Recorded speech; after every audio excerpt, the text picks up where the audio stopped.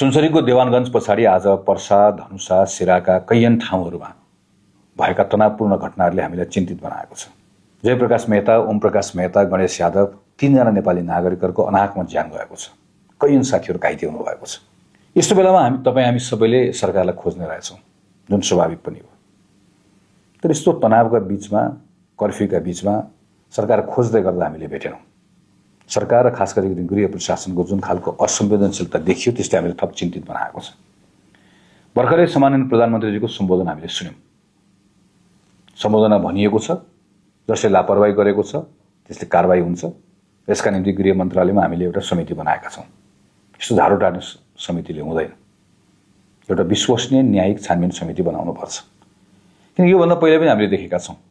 एउटा त सरकारले कतिपय कुराहरू भन्छ, आश्वासन दिन्छ, पुरा गर्दैन। दोस्रो, यस्तो सन्दर्भहरूमा गहिराइमा गएर छानबिन अनुसन्धान हुँदैन।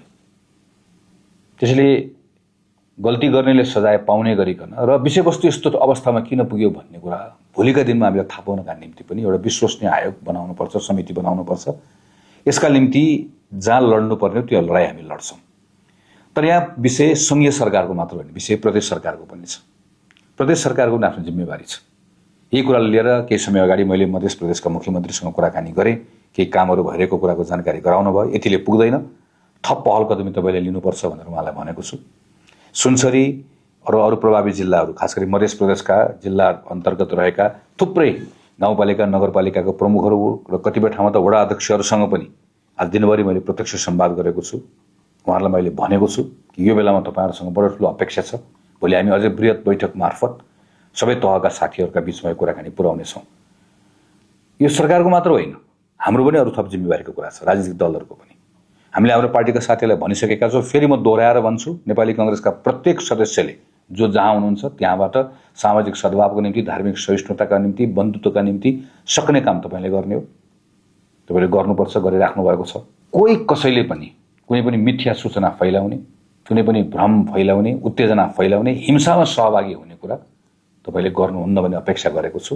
यदि कसैले गर्नुभएको छ भने त्यो अनएक्सेप्टेबल हुन्छ। म हिंसामा पनि सहभागी हुन्छु, नेपाली काङ्ग्रेसको सदस्य पनि भइरहेको छु भन्ने कुरा त्यो स्वीकार्य हुन्न।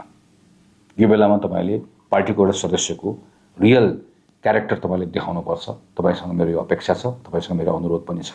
आज मैले साथीहरूसँग कुराकानी गर्दा मलाई के जानकारी भयो भने थुप्रै युवा साथीहरू सडकमा आउनुभएको छ। म जेनजी साथीहरूलाई, नौजवान साथीहरूलाई विशेष अनुरोध गर्न चाहन्छु। अब हामीले अर्को एउटा हिंसा थेक्न सक्दैनौँ, हामीले अर्को आगो थेक्न सक्दैनौँ। हिंसा र उत्तेजनाले हामीलाई कहीँ पनि पुर्याउँदैन। समस्याहरू भएका छन्। नागरिकहरूले, साथीहरूले ज्यान गुमाउनु भएको छ, आगलागी भएको छ, कति साथीहरू घाइते हुनुभएको छ। यो एक एकको हिसाब किताब हामीले गर्नुपर्छ। बल बढी प्रयोग भएको ठाउँमा बल बढी प्रयोग जसले गरेको छ उसले यसको जिम्मा लिनै पर्छ। लिन लगाएर तपाईँ हामी मिलेर छोड्ने हो। आगलागी जसले गरेको छ उसले पनि त्यसको सजाय पाउनुपर्छ। तर यसका निम्ति वातावरण बनाउने काम सबैभन्दा बढी तपाईँको जिम्मामा छ। त्यसैले मेरो तपाईँहरूसँग अनुरोध छ, यो बेलामा फिजिकल्ली पनि र सोसियल मिडियामा पनि कुनै पनि खालको भ्रम फैलाउने काम, उत्तेजना फैलाउने काम, हिंसालाई बढावा दिने काम, कसैलाई प्रोभोक गर्ने काम तपाईँले नगरिदिनु होला। तपाईँहरूबाट सबभन्दा बढी अपेक्षा हामीले गरेका छौँ। तपाईँहरूले सम्हाल्न सक्नुहुन्छ। किनकि मैले योभन्दा अगाडि उत्तेजनामा आएका युवाहरू मात्र होइन, सम्हाल्न सक्ने ताकत भएका युवाहरू पनि देखेको छु। तपाईँहरूबाट ठुलो अपेक्षा गरेका छौँ। म तपाईँहरू सबैलाई अनुरोध गर्न चाहन्छु, यो बेलामा तपाईँ हामी सबै मिलेर यसलाई थाम्नु पर्नेछ, यसलाई बचाउनु पर्नेछ। त्यसपछि हामी समस्याको गहिराइमा पुगेर यसको जे गर्नुपर्ने हो त्यो सबै कुराहरू गरौँला। यसका निम्ति म तपाईँहरू सबैलाई अनुरोध गर्छु। तपाईँले ख्याल गर्नुपर्छ। थाहै नपाइकन हामी प्रयोग भइरहेका हुन्छौँ कहिलेकाहीँ। यही बेलामा आफ्नो स्वार्थको रोटी सेक्नेहरू विभिन्न सोचका साथमा विभिन्न तरकिब लगाएर तपाईँ हाम्रो बिचमा आइरहेका हुन्छ। तिनलाई चिन्नुपर्छ, तिनलाई पन्छाउनुपर्छ। यसका निम्ति फेरि एकपटक शान्तिको वातावरण हामीले बनाउनै पर्नेछ।